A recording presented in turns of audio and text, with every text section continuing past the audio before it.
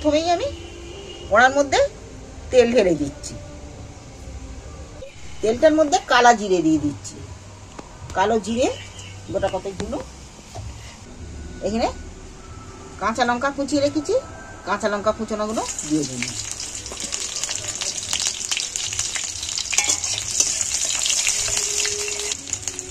এখানে দুটো টমেটো কেটে রেখেছি, কিছুটা টমেটো এর মধ্যে তুলে দিচ্ছি।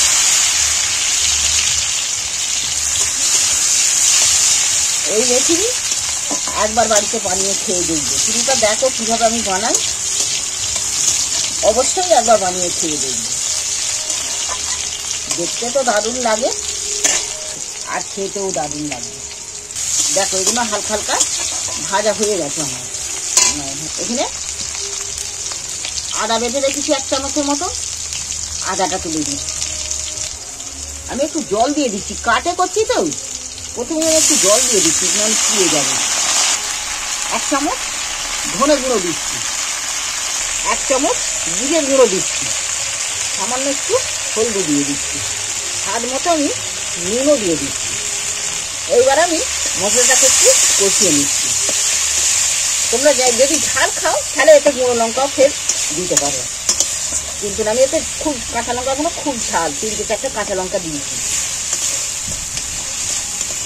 এখানে আমি দুটো আলুকে সেদ্ধ করে নিয়েছি, সেদ্ধ করে ছাড়িয়ে নিয়েছি। আলু দুটোকে আমি ভেঙে এর মধ্যে দিয়ে দিচ্ছি।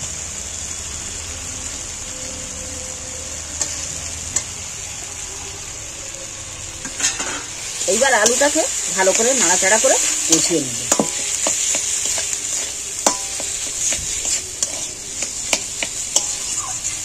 খুন্তির সাহায্যে যে ডেলা ডেলাগুলো আছে, খুন্তির সাহায্যে আমি ভেঙে দিচ্ছি, দিয়ে একটু মাখা মাখা মতো করে দিচ্ছি।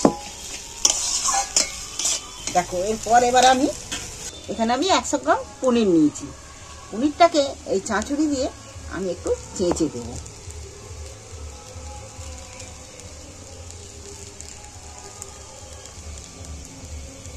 পনিরটাকে আমি দিয়ে দিয়েছি চেঁচে। এইবার আমি পনিরটা দিয়ে ভালো করে নাড়াচাড়া করে নেব, একটু ফের নেড়ে ভালো করে কষিয়ে নেব।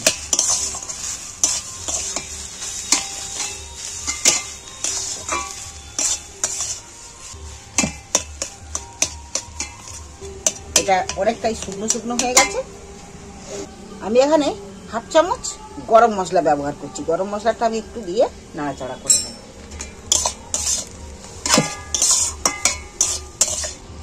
এবার এটা ঠান্ডা করার জন্য আমি একটা জায়গায় ঢেলে দিচ্ছি।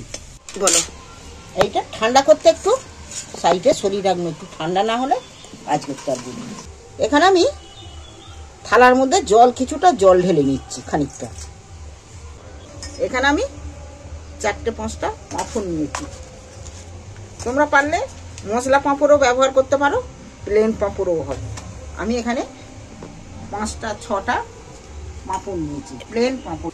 এইবার আমি পাঁপড়গুলো দেখো নিয়েছি, আর পাঁপড় এই জলেতে ধুয়ে নিচ্ছি। একটু এদিক ওদিক করে ধুয়ে নেবো। কিন্তু বেশি ধুলে বেশিক্ষণ ভিজিয়ে রাখা যাবে না, তাহলে খুব নরম হয়ে যাবে। এইটা এবারে আমি জলটা ঝরানোর জন্যে ভিজিয়ে একটা একটা করে তুলে নিচ্ছি।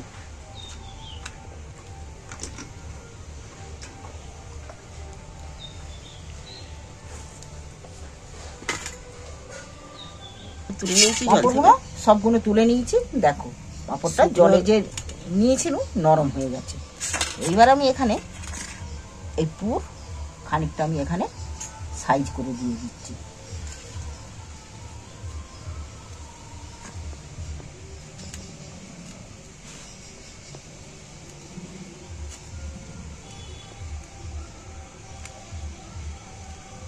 এবারে এইভাবে আমি পাঁপড়টাকে ভাঁজ দিয়ে দিচ্ছি।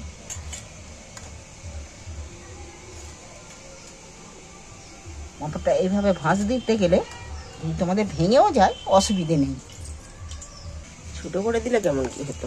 এখানে আমি কড়ায় তেল ঢেলে দিচ্ছি, অল্পই তেল দিচ্ছি। এবার এই পুরভরা পাঁপড়টাকে আমি আস্তে আস্তে তেলের মধ্যে দিয়ে দিচ্ছি।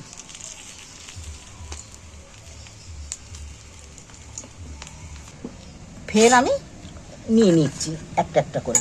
আমি জল ঝরা পাঁপড়ের সাথে জল ঝরা পাঁপড়ের উপরে দেখো এইভাবে আমি পুরগুলো দিয়ে দিচ্ছি, দিয়ে ভাঁজ দিয়ে দিনু, কিন্তু ভাঁজ দিয়ে কিন্তু উবড়ি উবড়ি রাখবে না, রাখলে তাহলে জড়িয়ে যেতে পারে। বলো একটা একটা করে উল্টে দিনু, কিন্তু উল্টো পিঠগুলো একদম মচমচে হয়ে গেছে। বলে দাও এইভাবে ফের ভাঁজ দিয়ে দিচ্ছি।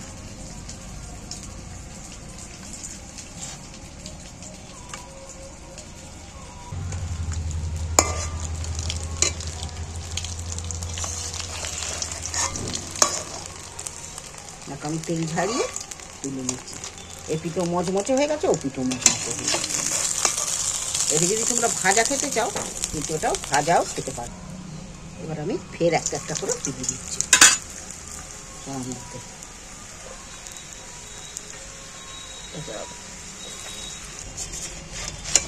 আমি ফের একটা একটা করে উল্টিয়ে দিচ্ছি। দেখছো উল্টো পিঠগুলো কিন্তু মচমচে করে ভাজা হয়ে গেছে।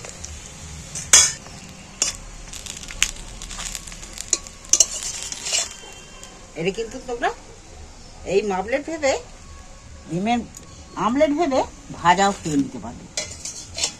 এটা কিন্তু দারুণ স্বাদের নিরামিষ রেসিপির দিনে কিছু খুঁজে পাবে নেই। তার জন্যে ফের আমি কড়াই তেল দিয়ে দিচ্ছি, গোটা জিরে গোটা কথা দিয়ে দিচ্ছি। মশলা নিরামিষই, কিন্তু আমি এটা মশলা বেশি কিছু মশলা ব্যবহার করছি না। এখানে একটা টমেটো কাটা আছে, টমেটো কাটাটা তুলে দিই। টমেটোটাকে ভেজে নিচ্ছি, দেখে না কাঁচা গন্ধ ছাড়ে। এবার আমি পরিমাণ মতো হলুদ দিচ্ছি। আমি কিন্তু এখানে লঙ্কা খুব কমই ব্যবহার করছি, তোমরা যেমন ঝাল খাবে সেরকম দেবে। ঝালটা কিন্তু তোমাদের ব্যাপার, তোমরা যদি ঝাল খেতে ভালোবাসো তাহলে ঝাল দেবে। এখানে আমি একটু জল দিয়ে দিচ্ছি সাইড দিয়ে, মানে মশলাটা দিয়ে যাবে। এখানে 7 চামচ ধনে গুঁড়ো, এখানে 7 চামচ জিরে গুঁড়ো। এবার মশলাটা স্বাদ মতো নুন দিচ্ছি। এবার আমি ভালো করে একটু মশলাটা কষিয়ে নেব।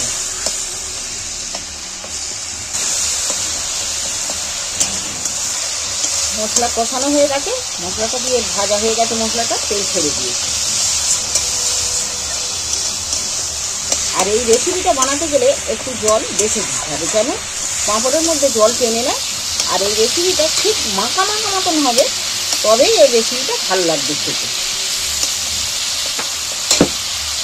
এখানে আমি জল দিয়ে দিচ্ছি, জল একটু বেশি পরিমাণে জলটা দিচ্ছি। আমি সামান্য একটু ফোটার আগে গরম মশলা ছড়িয়ে দিচ্ছি, কেন ওইগুলো দিয়ে বেশি নাড়া যাবে না। পাঁপড়গুলো তুলে দিলে নাড়া যাবে না। ঝালের জলটা দেখছো, ঝালের জুসটা ফুটে গেছে। এইবার আমি একটা একটা করে তুলে দিচ্ছি এর মধ্যে। আমি এখানে কিন্তু ঝাল কিন্তু খুব কম ব্যবহার করছি। তোমরা যদি ঝাল খেতে চাও ঝাল কিন্তু তোমরা দিতে পারো। 6টা পাঁপড়ই এতে তুলে দিচ্ছি।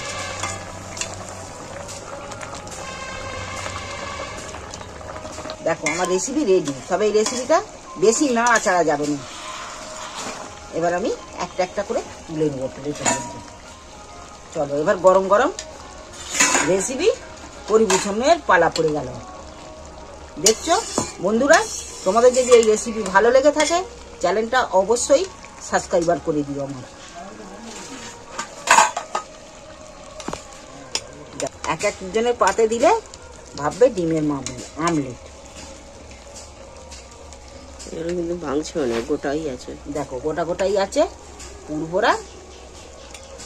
এইভাবে পাতে দিলে বলবে এটা ডিমের আমলেট খাচ্ছি। এইভাবে একবার অবশ্যই বানিয়ে খেয়ে দেখে আমার চ্যানেলটা অবশ্যই সাবস্ক্রাইবার করে দিও। এই পাঁপড়ের নিরামিষ ডিমের আমলেট আমি একটু ধনেপাতা ছড়িয়ে দিচ্ছি। এই রেসিপিটা ভালো লাগলে চ্যানেলটা আমার অবশ্যই সাবস্ক্রাইবার করে দিও। নিরামিষের দিন খাওয়ার অনেকই ঝামেলা হয়ে থাকে। বাচ্চাদেরকে দেখো ডিমের অমলেট অবশ্যই খুব তাড়াতাড়ি বানিয়ে দিতে পারবে, কোনো নির্ঝঞ্ঝটে, কোনো তেল ঝাল মশলা খুবই কমের উপর দিয়ে।